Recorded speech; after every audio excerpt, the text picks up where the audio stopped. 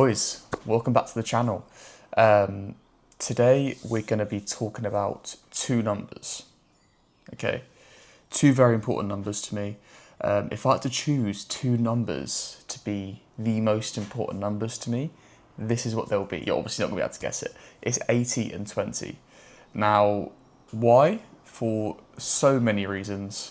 I'm going to drink this coffee and tell you and dive into it. But first, let me put some context to the situation. One of my mentors said to me once, this next passage of text, and it really resonated with me and resonates to this point massively. Now, I believe this was originally from a Stanford lecture. The lecturer said it. I'm not sure if he cited it from somewhere. I don't know the precise details in that sense, but here is the passage of text. So let me just read out a few. If you think about people, there are two categories of high quality people.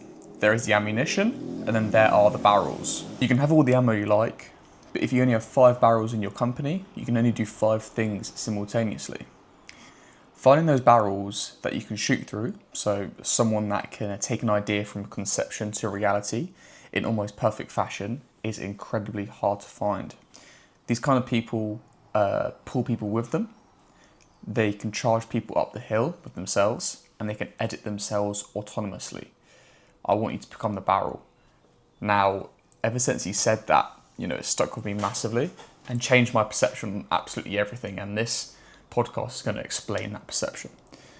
At its core, the numbers 80 and 20 build the 80-20 rule. Now, there are many variations of the 80-20 rule.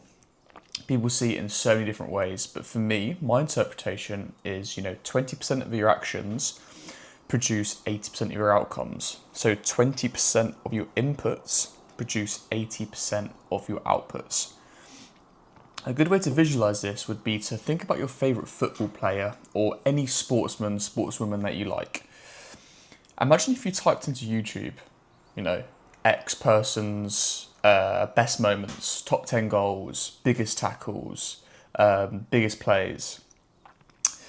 Those plays will be produced by 20% of their inputs. It will be clutch plays, clutch shots, really important strategic decisions that they've made in the game to produce that outcome. Another very slightly out of the box way of thinking about this would be to think about, the law of averages with the people around you. So you are essentially an average of the 5 people around you. So that kind of shows the proportion between 20 and 80, not necessarily so precise. Okay, let's say you're the average of the 5 people around you and you are one of those 5 people. It's 20 and then the other 80. So I think that's another pretty interesting way to look at it. I guess a more strategic way to look at it would be, how can you leverage your network? So how can you leverage your network? How can you leverage the resources you have around you? And how can you leverage the knowledge you've gained from the experiences you've had in your life to get more of a strong 80% output? And that can be literally everything, guys. It doesn't necessarily have to be about money all the time. You know what I mean? You can leverage one relationship to nurture 3 or 4 more, and allow that one person to invite you and introduce you to 3 or 4 more people. Or in a fitness aspect, eating healthier, even though it's a super basic task at root, it's simple. It's not necessarily easy, but it's simple. It's one of those 20% levers that you can pull.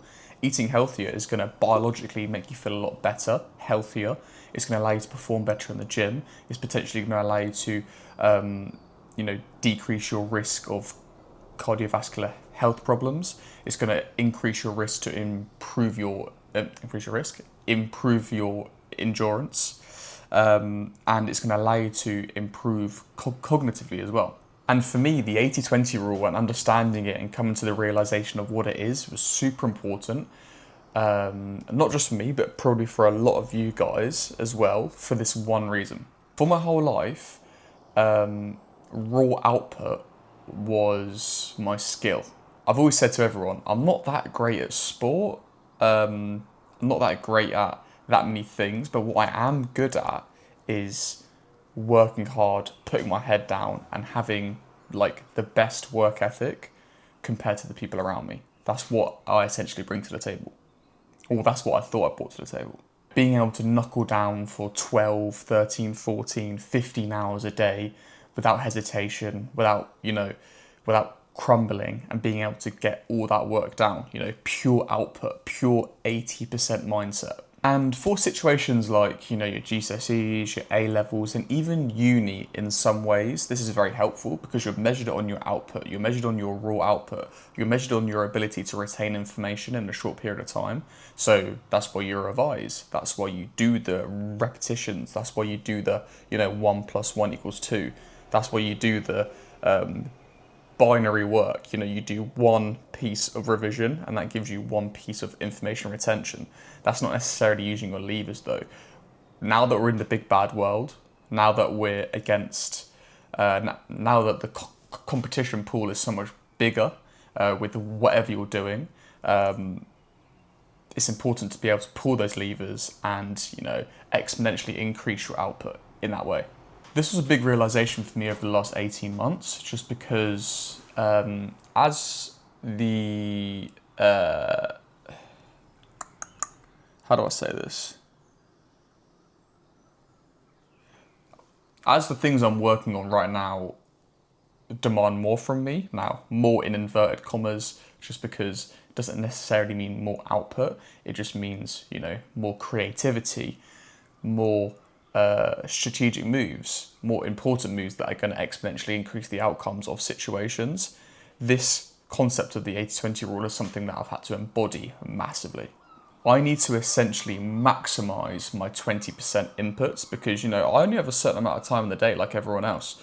And if I want to really, make an impact on all of the ventures that I'm doing right now, I need to be able to make sure those 20% inputs are as effective as possible at getting the most of that 80% output completed. And, this was something that came about again in the time when I was off work with the eye operation.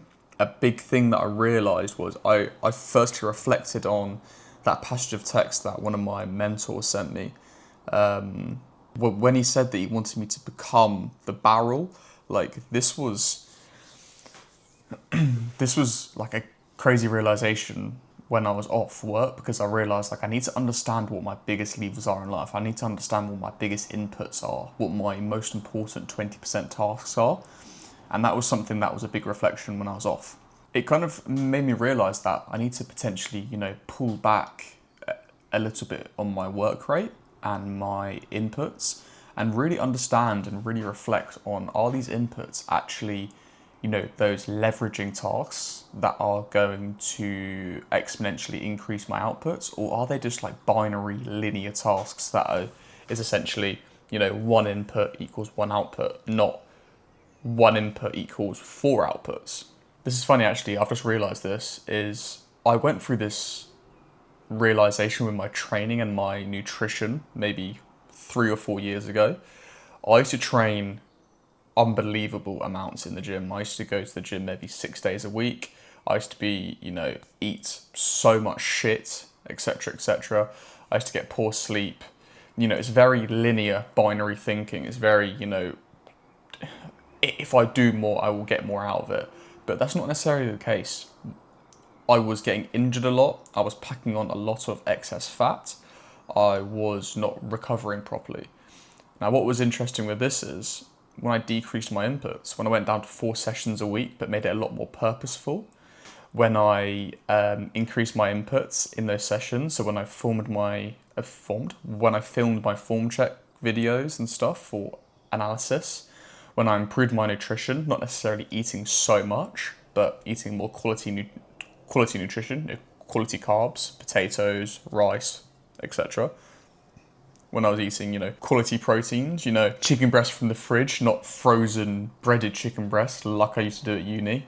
My nutrition inputs increased and my performance in the gym increased. So nutrition input increase, performance in the gym, output increase, endurance increase, health increase.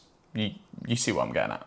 It is like a balancing act between, working hard, staying busy, making sure you're productive, and, really auditing those inputs all the time and making sure that, you know, you're always thinking to yourself, is this task that I'm doing right now a leveraging input, or is it only just going to give me one output?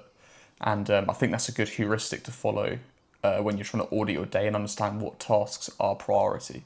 Especially as me, myself, is getting busier and busier every single month. You know, more opportunities are arising, more things need my attention. It's important for me to audit what I'm doing and really ask myself with a raw, honest, open mind, like, is this task actually giving me more outputs than just one? For example, writing in the morning is something that I've included in my day loads recently, especially in the weekend, especially now, you know, the sacred hour, Saturday and Sunday at 6 a.m, the sacred hour. And I'll probably dive into why that's the sacred hour in another episode. But writing in the morning is huge for me. One input, doesn't take very long either, 20-30 minutes in the morning, allows me to journal my thoughts, allows me to get my thoughts out on paper, clear my head, and prepare myself for the day. So that's essentially one output, sorry. So the input's the writing, and then that's the one output. Second output allows me to strategically plan the next, you know, day, week, month, year. So it gives me, you know, vision ahead. It allows me to practice my copy. Pretty much all my work day is centered around copy. It's centered around being able to convince people to do things through words. So it's important to be able to convey my message as clearly as possible and as convincingly as possible through word. So improving my copy is super important. So that's why, you know, writing is one of those leveraging activities that I've now inputted into the majority of my days. And even filming this is a 20% task. It's got actually similar outputs to the writing. You know, it's a creative arm. It allows me to be creative. You know, for me, like painting, like playing team sports, things like that, they don't really give me much fulfillment. I don't really enjoy them too much. But something like this is a huge creative outlet for me, and I really enjoy it. So that's why I'm leveraging it as one of those leveraging tasks. So it allows me to be creative. It allows me to, you know, convey as much information to you guys as possible. So hopefully you can take something out of it. It also improves my writing and speaking skills. You know, I've always really struggled with my. That's crazy. This whole video I haven't had a stammer, and now that I'm trying to talk about it, I've had the stammer. See, like, to be fair, you guys probably didn't even realise because it's just so in my head. But doing this also allows me to practice my stammer.